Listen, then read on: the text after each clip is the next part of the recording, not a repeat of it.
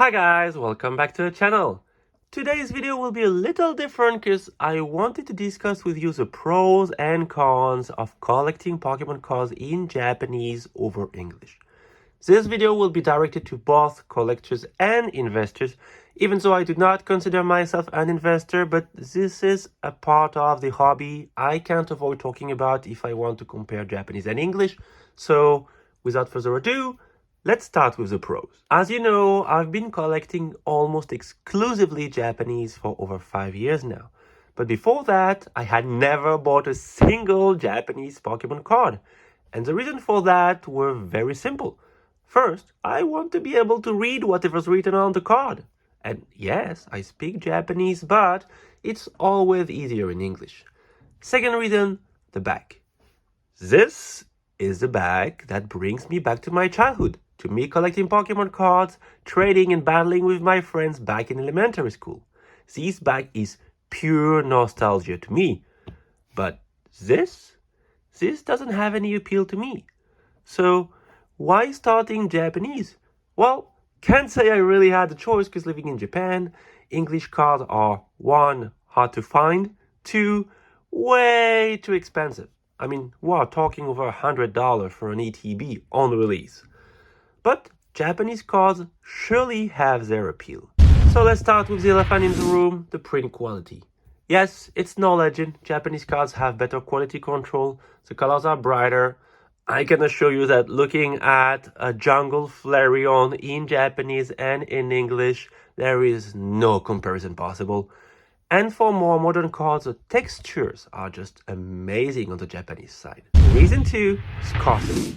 One thing that hit me browsing YouTube for years now is that how many YouTubers can you name who open vintage booster boxes like Base Set, Fossil, Jungle, Neo, and so on? Right now, I can name at least 10 from the top of my head. How many can you name who open Japanese boxes? Personally, I only know one. The reason for that? There are much less products available. Japanese have very few and very small reprints. And that when they do have reprints. So the total population of sealed booster boxes is much lower in Japanese than its English counterpart, with sets like Shining Fates printed to the ground with no possibility of price growth before at least 5 years. If you go to Japan right now, I can guarantee that looking for a sealed booster box of anything older than black and white, that's mission impossible. You will find booster packs, yes, but a sealed box? Never seen one.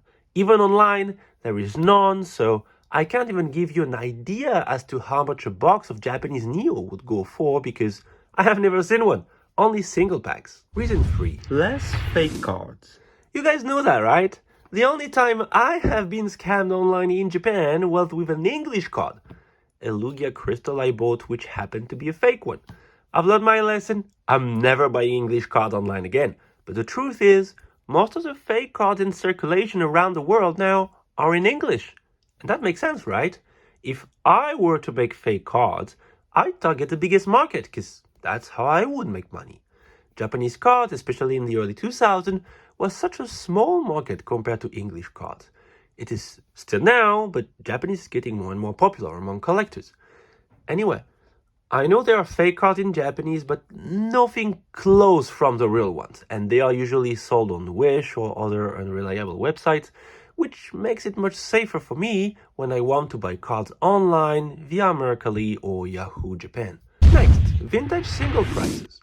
So, you might or might not know, but in Japan, from Jungle all the way to Neo, you were guaranteed a holo in each pack.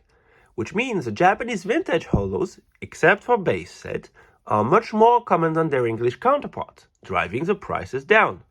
Add this to the fact that print quality on Japanese cards is much better and you can still easily find Jungle or Fossil cards in mint condition, and you get very affordable prices for this type of cards, which I'm very fond of personally.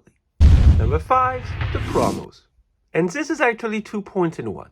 First, let's talk about the quality of the Japanese exclusive promo cards. Let's look at these. So, of course, recently we got the Van Gogh Pikachu, which is a very cool card in my opinion, but can't beat the Japanese promos on its own.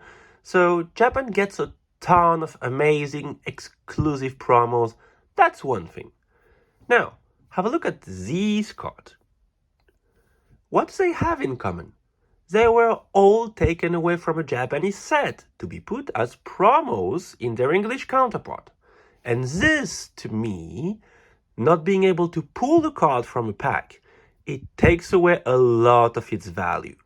Value from the card itself and value from the pack I was supposed to pull it from. Look at the XY Evolution. Great set. Seal booster boxes prices went up to $1,000 at some point. But most of the cards in it didn't hold their value. Even the Big Czar didn't. Now, I'm just throwing my 2 cents. What do you think would have happened to the set if these 4 cards had been included in it instead of being promos?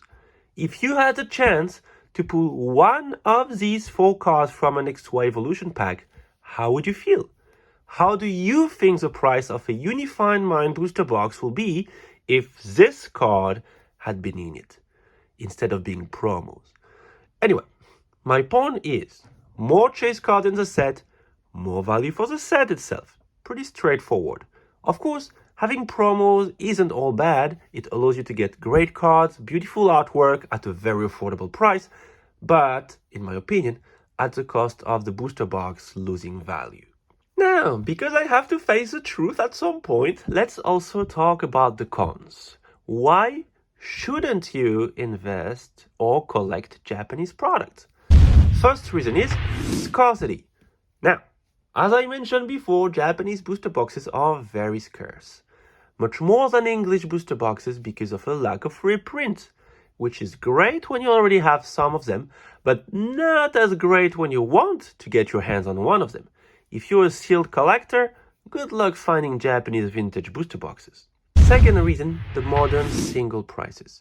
If you're a modern single card collector, you'd better have deep pockets if you want to go Japanese. So single prices have been increasing constantly since Sword and Shield.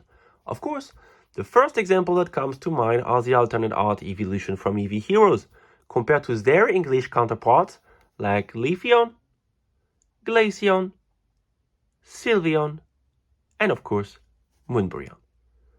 Some Japanese singles go fetch 4 or even 5 times the price of their English counterpart. And that in the best case scenario, because look at these examples. Urshifu VMAX All Art English, Urshifu VMAX All Art Japanese. 12 times the price in Japanese. And I'm not even talking about the waifu cards because this is where things get out of hands. Like with Lily. And because of what we mentioned earlier, with the English sets getting much more promos, some prices aren't even worth comparing. But we'll do it anyway. Like this Pikachu EX. Or with Mewtwo and Mew GX. So yes, starting a Japanese collection is going to be, if not complicated, at least very, very pricey. Reason number 3, the limited products. So many people don't know that, but Japan gets a very limited selection of products when it comes to Pokemon cards. We don't have any collection box, tins, no sleeve packs, and very limited ETBs, and not for every set. Which means, again, if you want to start a sealed collection and you're on a budget, it's gonna be hard because you have only 2 options: loose packs or booster boxes. The thing is that loose packs are very likely weighted if you get them online, and booster boxes are of course way more pricey.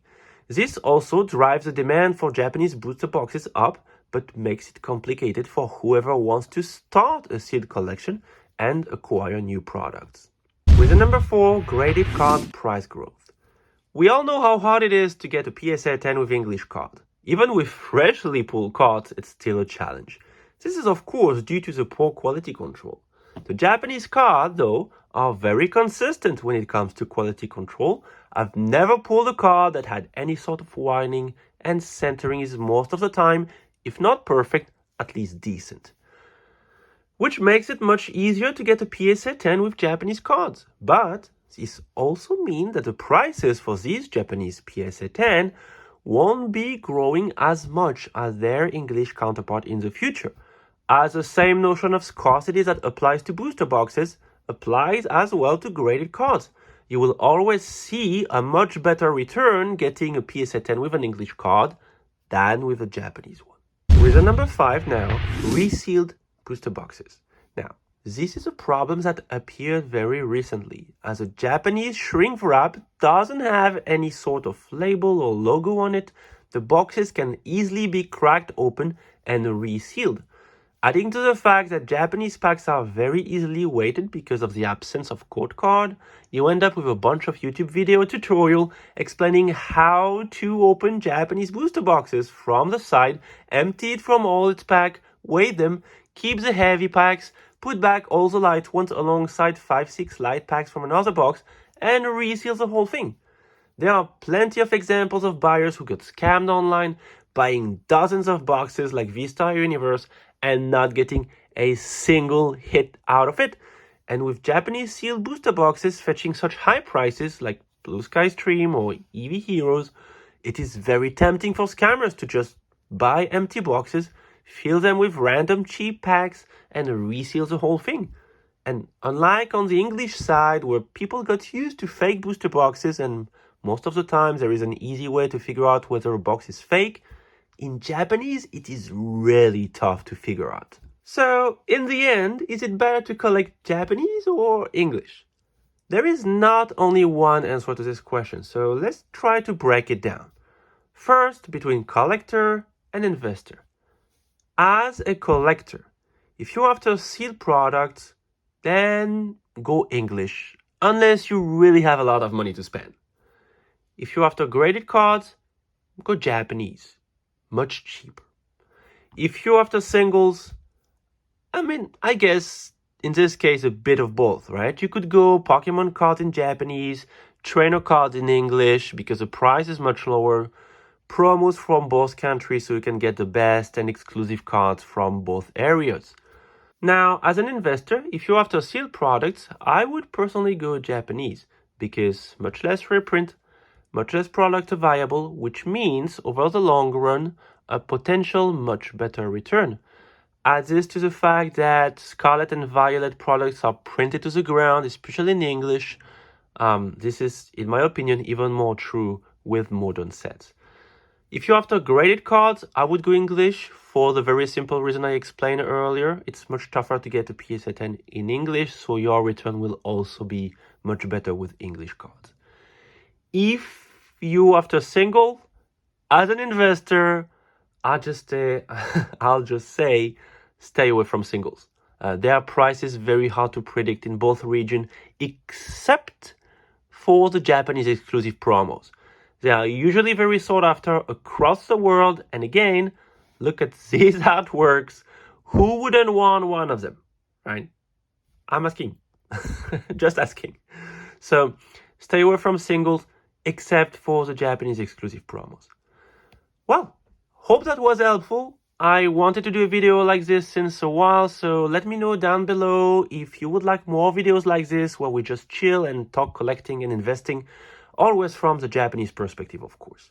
That's all I had for you today. See you again next week, but meanwhile, subscribe, check my videos, smash the like button, turn on the notifications, and the most important of all, you know it, if you enjoy my content, please talk about it, share it around you. It really does help the channel. Thank you for watching. Bye.